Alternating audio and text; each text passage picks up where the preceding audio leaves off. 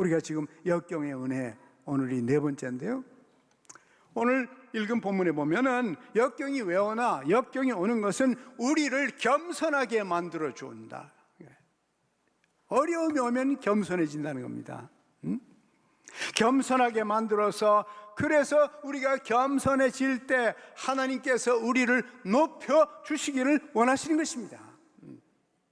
하나님의 능력을 보여주시고 하나님의 사랑을 보여주시고 하나님이 어떤 분인지를 우리가 겸손하게 하나님을 바라보고 하나님께 구하고 하나님을 의지할 때 어떻게 역사하시는지를 하나님이 보여주시는 겁니다.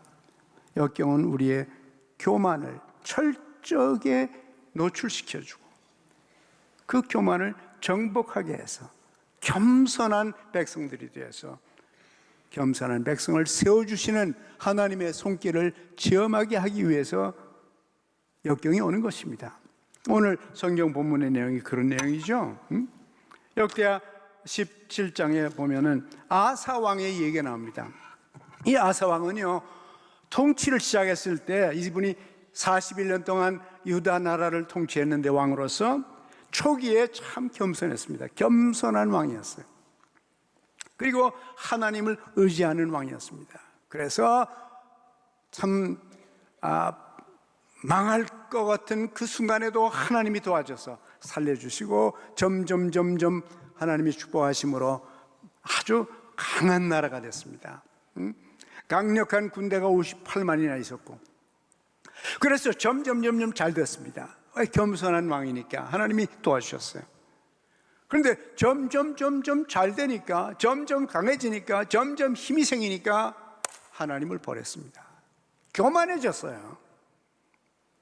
자기가 똑똑해서 그런 줄 알고 하나님이 은혜 주신 건데, 자기가 잘나서 그런 줄 알고는 고개를 쳐들고 하나님을 무시하고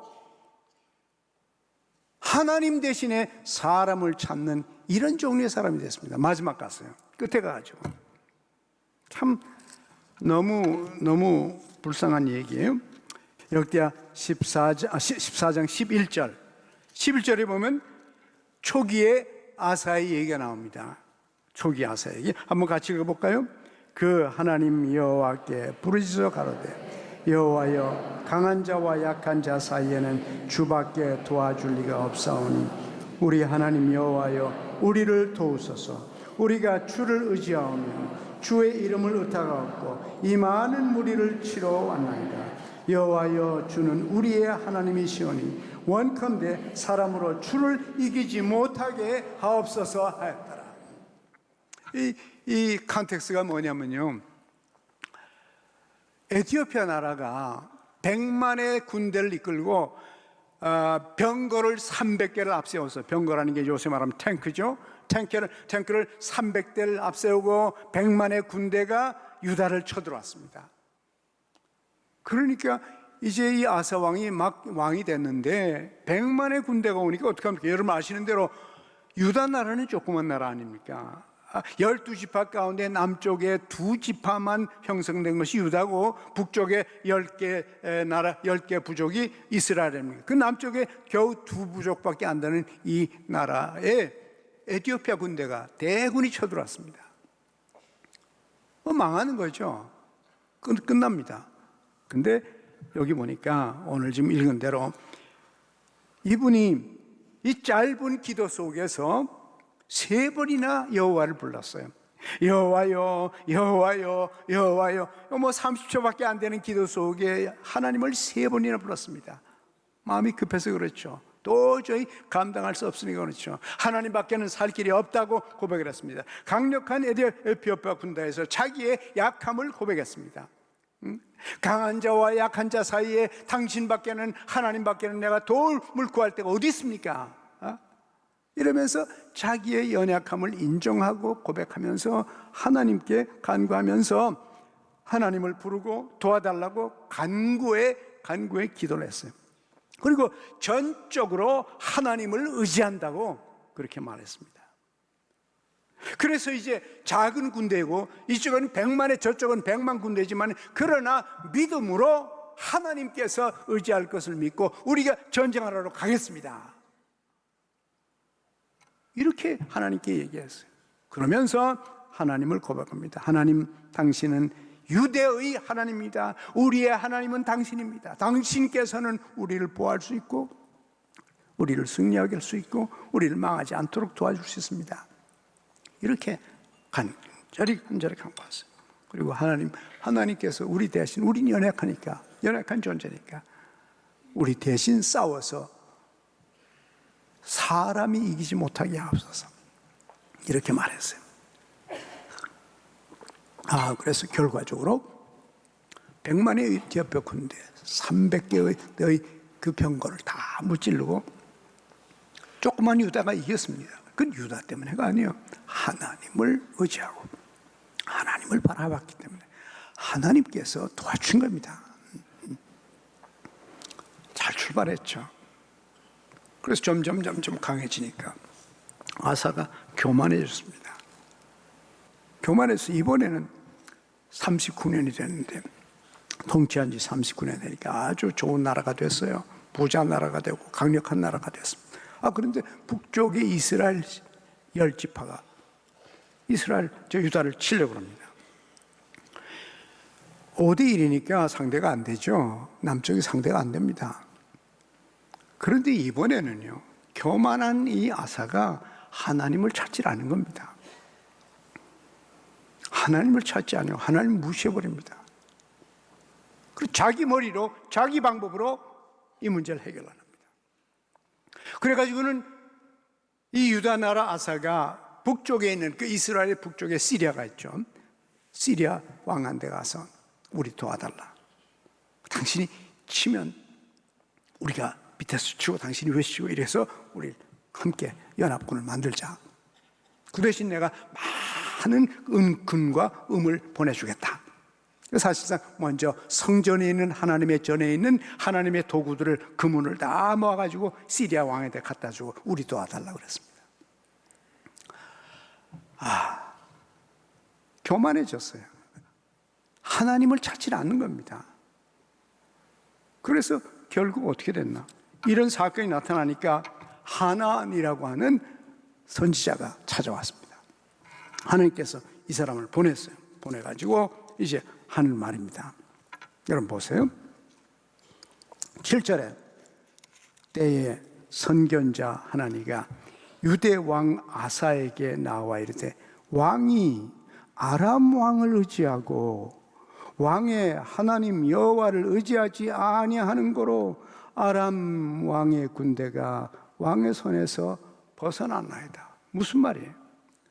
전에는 당신이 100만 군대를 향해서도 하나님을 의지했기 때문에 겸손하게 하나님을 바라보고 하나님께 부르짖고 하나님께 도움을 청하고 그래서 승리를 했는데, 이번에는 어떻게 당신이 하나님을 의지하지 않고 아람 왕을 의지하냐? 왜 인간을 의지하냐? 인간적인 방법을 쓰냐? 그런 겁니다. 책망을 했어요. 그 다음에 이제 8절에 보니까 옛날 사건을 상기시키는 거예요. 뭐라고 그러나? 구스 사람과, 이 구스라는 것이 에티오피아거든요. 옛날 에티오피아를 갖다가 구스라, 쿠시라 그렇게 불렀어요. 구스 사람과 룹 사람의 군대가 크지 아니하며 말과 병거가 심히 많지 아니하도이까. 옛날에 지금 이 이스라엘 군대보다도 수십 배, 수백 배의 군대, 그것도 그렇게 엄청난 군대도 쳤는데, 그때는 왕이 여호와를 의지한 거로 여호와께서 왕의 손에 붙이셨나이다. 하나님께서 승리를 준 겁니다. 그러면 이번에도 하나님을 의지해야지. 하나님을 바라봐야지. 거기에 승리가 있고 거기에 능력이 있는데, 능력자 하나님을 저버리고 시리아 왕을 쳐다보면서 하나님 필요 없다, 하나님 의지할 거 없다, 시리아 왕이 우리 해결해 줄 수 있다, 이런 잘못을 저지르게 된 것입니다. 결국은 교만해지니까 하나님을 무시하는 거예요. 그러면서 9절 보십시오. 여호와의 눈은 온 땅을 두루 감찰하사 전심으로 자기에게 향하는 자를 위하여 능력을 베푸신다. 여러분이 지구 위에 어디 있든지 간에 무슨 어떤 형편이든지 간에 하나님의 눈은 전 세계를 바라보면서 여러분의 인생을 바라보면서 하나님을 향하여 전심으로 찾는 그 사람을 찾는단 말이에요. 그런 사람을 보면 하나님의 능력이 나타난다. 여러분, 역경이 왜 옵니까? 역경은 우리를 겸손하게 만들어서 하나님을 찾게 만듭니다. 하나님을 찾으면 하나님의 능력이 여러분과 제 삶에 나타난다는 것입니다. 이것을 우리가 분명히 알고 교만하지 말아야 돼요. 사람이 자기가 잘난 척하고 지식이 있거나 능력이 있거나 돈이 있거나 세력이 있으면은 자기가 잘난 줄 알고 하나님을 무시하고 상관하지 않고 살아가는 방법은 이것은 망하는 길이에요. 될 수가 없어요. 여러분은 오늘도 하나님께서 전 세계를 바라보면서 여러분의 인생을 바라보면서 여러분이 전심으로 하나님을 찾는지 보고 계신다는 겁니다. 여러분의 인생은 끝까지 하나님을 바라보고 겸손하게 그분을 찾으며 사시길 바랍니다. 그래요. 그래서 아사 왕은 시작할 땐 잘했어요. 그런데 마지막 끝이 나쁩니다. 하나님이라는 선지자가 와서 그걸 지적해 줬습니다. 이제라도 당신이 회개하고 돌아서세요. 겸손해지십시오. 하나님이 당신을 도울 수 있습니다. 말하니까 하나님께 돌아서라고 겸손해지라고 그랬더니 이 아사 왕이요, 보세요. 10절에 보세요. 아사가 노하여 선견자 즉 선지자를 감옥에다 갖다 가둬버리고는 사람들을 핍박했습니다. 오히려 이건 망하는 겁니다. 하나님께서 경고하시고 이제 이스라엘에 쳐들어온다, 역경이 생겼으면 다시금 무릎을 꿇고 하나님, 내가 잘못했습니다. 내가 너무 교만했습니다. 내가 너무 인간적이었습니다. 하나님이 계신데 내가 하나님을 버리고 하나님을 의지하지 아니하고 제가 잘못했습니다. 하나님 저를 용서해 주세요. 이 선지자를 보내주신 거 감사합니다. 만약에 이랬더라면 아사가 다시 일어났을 것입니다. 하나님 용서해 주실 것이요, 또 보호해 주실 것입니다. 근데 그러지 않아서 오히려 하나님 선지자를 잡아서 감옥에다가 다시 보내왔어요. 그리고 사람들을 핍박했습니다. 백성들을 핍박했어요. 여러분, 이런 교만한 자 끝이 뻔하죠. 네? 우리나라 노래 심리도 못 가서 발병 난다 그러는데 이 아사 왕의 발병이 걸렸어요. 발에 병이 생겼습니다. 그런데 발에 병이 생겼으면 이 역경이구나, 이 고난이 왔구나, 이 병이 왔구나, 하나님 나를 도와주세요. 내가 잘못했습니다. 내가 교만해서 하나님을 무시했습니다. 내 발을 고쳐 주옵소서. 하나님께 왔더라면 하나님께서 회개하고 돌아오는 자를 언제든지 받아주십니다. 네? 그런데 여기 보니까요, 아니에요. 화를 내고 감옥에 다시 집어넣고 그 백성들을 핍박하고 이런 짓을 했습니다. 그래서 12절에 보니까 12절 같이 한번 읽어볼까요? 같이 읽어봐요. 아사가 왕이 된 지 39년에 그 발이 병들어 심히 중하나 병이 있을 때에 저가 여호와께 구하지 아니하고 의원들에게 구하였더라. 이 얘기는 의사한테 가지 말라는 얘기가 아니에요. 병을 치료하는 마지막 의사가 누구냐? 하나님이다. 이 아사 왕은 결국 발병 나서 죽었어요. 끝이 그렇게 됐습니다. 교만한 자는 물리치세요. 야고보서 4장 6절, 야고보서 4장 6절 한번 같이 읽어볼까요? 그러나 더욱 큰 은혜를 주시나니 그러므로 일렀으되 하나님이 교만한 자를 물리치시고 겸손한 자에게 은혜를 주신다 하였느니라. 하나님이 하나님인 걸 알지 못하고 하나님이 나에게 생명을 주셨고 내 가족을 주셨고 내 머리를 주셨고 내 직장을 주셨고 내 집을 주셨고 나에게 지위를 주시고 영향력을 주셨는데 하나님의 은혜인 걸 모르고 교만해지면 하나님 물리치십니다. 하나님은 겸손한 자를 세워주십니다. 그래서 우리 대한민국이 아무리 잘 살아도, 아무리 좋은 나라가 돼도 하나님의 은혜인 줄 알고 늘 겸손하게, 하나님 우리를 저 가난에서, 일제압박에서 구원하시고 6.25에서 구원하시고 가난에서 일으켜서 좋은 나라 만드시고 이렇게 경제력인 나라 만드시고 감사합니다. 모든 영광을 하나님께 올리고 겸손한 한국이 되어야 합니다. 그러면 하나님께서 계속 축복하십니다. 그러나 교만해지고 이제 좀 부자 됐다고 달러 들고 흔들어대면서 까불면 망할 수 있어요. 교만한 자를 하나님이 물리치십니다. 언제나 우리는, 대한민국 사람들은 하나님의 은혜인 줄 알고 겸손하게 주님을 바라보고 감사하고 찬양하고 더욱더 주님을 섬기게 되기를 간절히 원합니다. 교만하면 욕을 당합니다. 혹시나 교만해서 욕을 당하면 어디가 잘못된 것이 있는지 사실을 살펴서 겸손해지도록, 잠언 12장 2절에 교만이 오면 욕도 오거니와 겸손한 자에게는 지혜가 있느니라. 겸손한 자는 지혜가 있고 지혜 있는 자는 절대로 교만하지 않는다는 것이에요. 만약에 여러분들을 하나님이 높이 세우셔서 많은 지식을 주셨다, 감사하십시오. 하나님의 이름을 찬양하시고 그 지식을 가지고 도와주십시오. 이번에 몽골 갔는데 파웰이라는 컨퍼런스가 있더라고요. 이 둘째 날 제가 가서 설교를 했는데 그거 보니까 뭐냐면 Pan Asian Association of Universities, 즉 아시아에 있는 대학교 연합회. 근데 그 대학들이 무슨 대학들인가? 한국 사람들이, 한국 선교사들이 아시아 곳곳마다 세우는 대학들이에요. 이렇게 많은 대학을 한국 사람들이, 선교사들이 세웠는가? 제가 깜짝 놀랐어요. 이야, 우리도 모르는 사이에 조용하게 일한 사람들이 많구나. 그래 보니까 이제 교수님들도 많이 왔어요. 한 150명이 왔는데요. 총장, 학장, 교수들이 150명이 왔습니다. 그래서 그분들을 만나서 인사해 보니까 교수님들이요, 우리 한국에서 교수 생활 하시던 분들, 또 막 은퇴하신 분들, 이런 분들이 그 선교지 대학들에 가서 교수 생활 하시더라고요. 얼마나 감사합니까?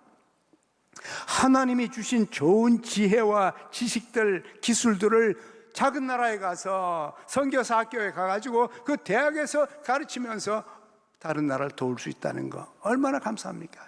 지식을 주셨으면 지식 주신 하나님께 감사하고 교만하는 대신에 낮은 자들을 섬기는 그런 아름다운 모습들이 곳곳에 있기를 원합니다. 그래요. 권력을 주었거나 돈을 주었거나 무엇을 주었든지 간에 하나님으로부터 온 은혜인 줄 알고 하나님을 잘 섬기시길 바랍니다. 그러면 하나님이 계속 은혜를 주세요. 계속적으로 축복하시죠. 교만한 자는 망해요. 잠언 16장 18절에도 이런 말이 있어요. 교만은 패망의 선봉이요. 이게 무슨 말이냐면 망하기 전에 상태가 어떤가? 사람들이 망하기 직전이 어떤 상태가 나?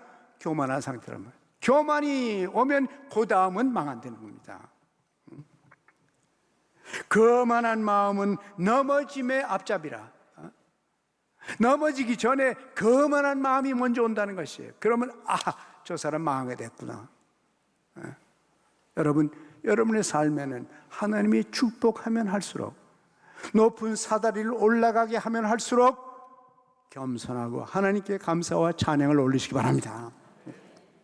그래서 우리가 계속적으로 하나님의 축복을 누려서 이 땅이 잘 되고 여러분이 잘 되고 우리 교회가 잘 돼서 많은 사람들, 연약한 자들, 불쌍한 사람들을 도우며 살 수 있는 그런 종류의 나라와 교회가 되기를 간절히 원합니다.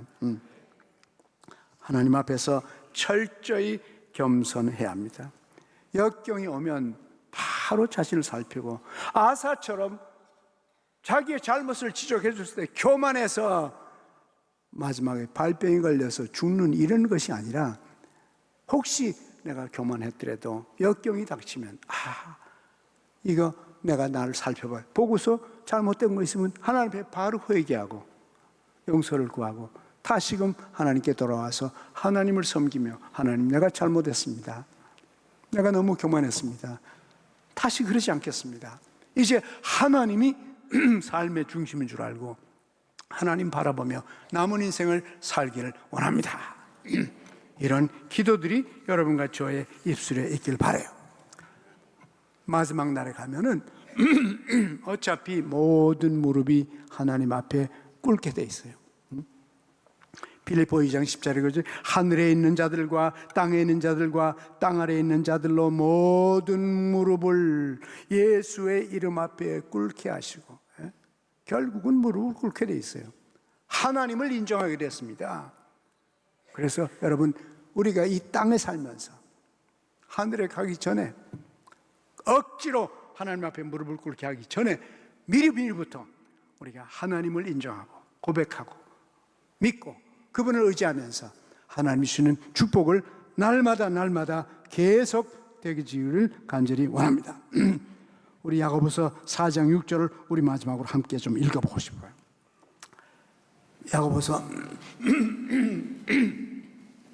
4장 6절 함께 읽습니다. 하나님은 교만한 자를 물리치시고 겸손한 자에게 은혜를 베푸시느니라 그랬어요. 네? 겸손한 자에게 은혜를 베푸신다고. 교만한 자를 물리치시고. 어느 대학생 하나가 이제 예수 믿은 지 며칠 안 돼요. 막 예수 믿게 되는데, 이 아이가 교회를 잘 모르니까 그 캠퍼스에 있는 어느 교회를 갔어요. 주일날 교회를 처음 이렇게 갔는데 티셔츠 입고 블루진 신고 맨발로 교회를 갔어요. 들어가니까 또 제 시간에 가지도 않고 늦게 갔습니다. 그래서 저 뒤에 서가지고 어디 앉을까 두리번 하다가 이렇게 앞줄 보고 그 다음 줄 보니까 계속해서 여 앞에까지 왔는데도 자리가 없는 거예요. 여러분, 늦게 오면 그렇습니다. 그래서 이 청년이, 이 젊은이가 앉을 데가 없으니까 그만 맨 앞에 여기 그냥 바닥에 크로스레그 하고는 이렇게 앉았어요. 앉았으니까 그 예배드린 교인들이 뭐 저런 게 다 있어? 맨발로 그냥 교회를 저렇게 하고 와? 그래서 웅성웅성 하니까 저 뒤에서 웬 할아버지가 지팡이를 짚고 터덕터덕 걸어 나옵니다. 연세가 많으신 집사님인데, 그랬더니 계속 앞으로 나오는 거예요. 그러더니 이 젊은이 옆에 오더니 지팡이를 탁 내려놓고 그 젊은이 옆에 앉았어요. 같이 혼자 예배드리지 않도록 하려고. 그 아이가 무안해 하는 거 벌써 분위기를 보니까 알겠거든요. 그 할아버지 집사님이 겸손하게도 자기를 낮추어서 사람들이 웅성웅성대는 그 앞에서 그 아이 옆에 앉아서 같이 예배를 들어주었대요. 참 얼마나 멋집니까? 그 광경을 보고 온 교회가 은혜를 받았습니다.